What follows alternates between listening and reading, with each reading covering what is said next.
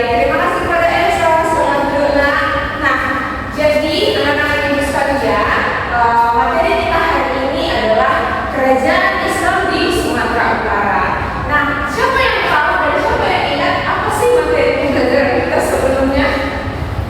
Ayo, oke, silakan. Salah itu materinya yaitu tentangnya agama Islam masuk ke Indonesia. Oke, benar sekali.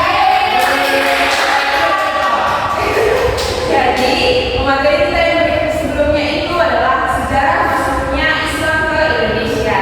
Nah, kali ini kita akan mempelajari tentang kerajaan Islam yang ada di Sumatera Utara atau yang lebih tepatnya di daerah tinggal kita. Nah, apa sih tujuan pembelajaran kita hari ini? Nah, jadi anak-anak ibu sekalian, tujuan pembelajaran kita adalah kalian mampu menganalisis perkembangan kerajaan Islam di Indonesia dan peninggalannya. Beserta anak-anak ibu sekalian mampu menganalisis perkembangan kerajaan Islam di Sumatera Utara dan peninggalannya sebagai bagian dari sejarah lokal. Nah, sebelumnya itu akan memberikan beberapa pertanyaan pemantik. Nah, siapa yang pernah melihat kedua gambar ini, kedua tempat ini? Oke. Siapa yang mau menjawab? Emang dua tempat ini apa sih? Masjid. Oke. Jawaban yang baik. Nah, jadi siapa di antara anak-anak ibu sekalian yang pernah mengunjungi kedua tempat ini? Wow, berarti anak-anak ibu sekalian senang ya mengunjungi tempat-tempat bersejarah. Nah, tahukah anak-anak ibu sekalian nama-nama tempat ini? Siapa yang tahu? Oke, silakan kepada Sebelah kiri Istana Maimun, yang sebelah kanan Masjid Raya. wow, keren banget. Kita ini aktif kali hari ini tidak ya? Nah, pertanyaan yang ketiga, apa hubungan gambar di atas dengan materi pembelajaran kita hari ini? Apa yo? Apa ya?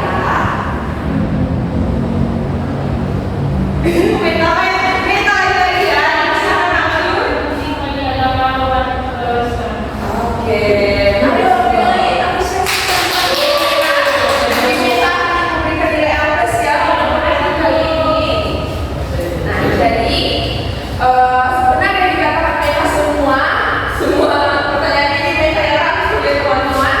Jadi kedua lokasi ini merupakan tempat bersejarah atau peninggalan dari kerajaan-kerajaan Islam yang ada di Sumatera Utara seperti itu. Nah, kali ini ibu mengadain asisten diagnostik untuk teman-teman. Siapa yang bawa handphone? Pertemuan lalu kan ibu suka bawa masing-masing. Nah, ayo silakan dong di-share bagian yang udah ibu ini sediakan. Ibu mau tahu nih sejauh mana pengetahuan anak-anak ibu sekalian terkait materi yang akan kita bawakan hari ini. Udah di-share semuanya? Sudah dikerjakan? Sudah, Ibu? Oke, mari kita lihat sebentar jawabannya ya.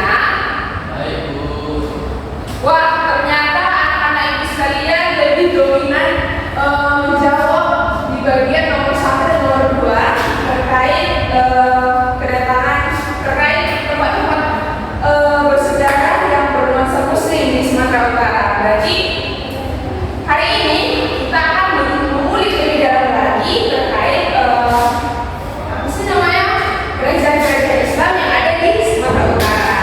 Nah, yang pertama ada kerajaan Sampurna Pasai.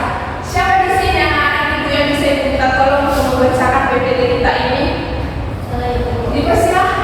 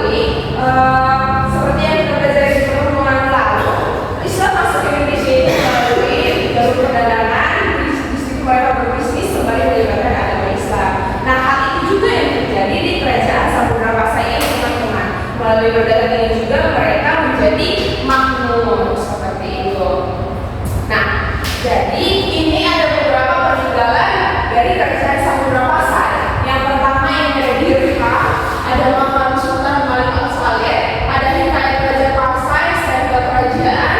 Nah, jadi untuk ini semua teman-teman bisa kita jumpai di laman web yang ada di internet. Jadi sekarang sudah canggih untuk menguliknya, bisa nanti mungkin anak-anak sekalian mencarinya di laman internet. Nah, slide yang kedua, siapa ini yang bisa membantu ibu untuk membacakan slide-nya?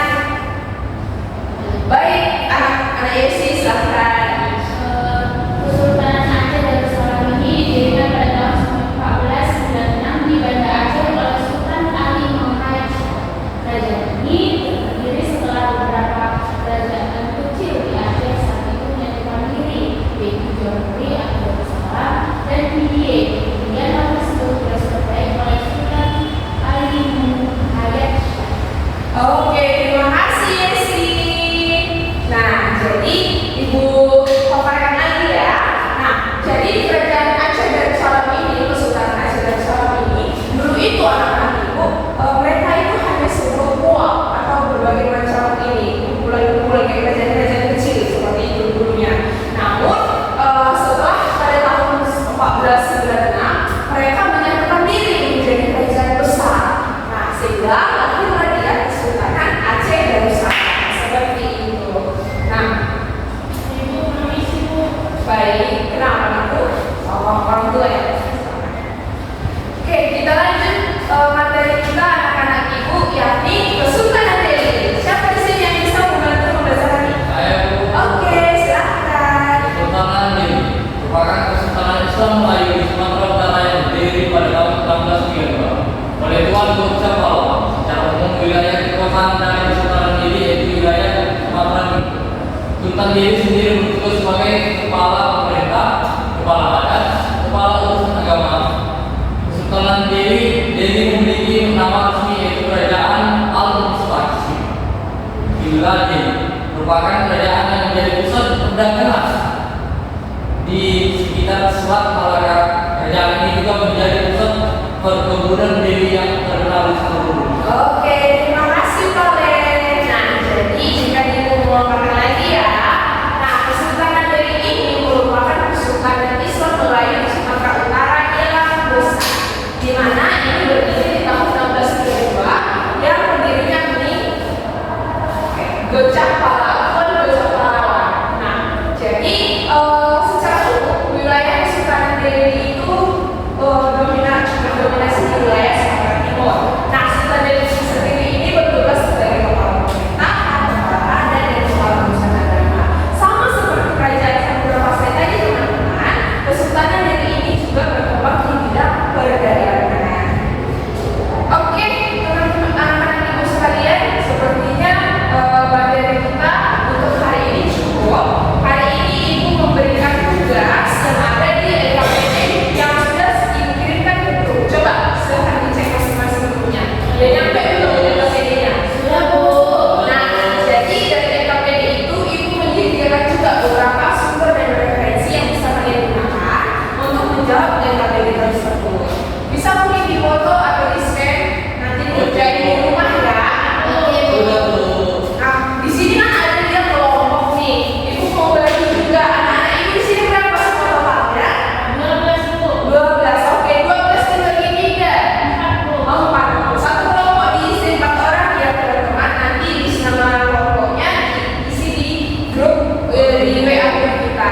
Aku mau Oke. Gak usah. Oke, kondusif anak-anak. Untuk menutup pembelajaran kita hari ini, ibu ada memberikan asesmen formatif. Silahkan juga di-scan kartu yang ibu sediakan supaya dari sini ibu bisa paham sejauh mana pemahaman dari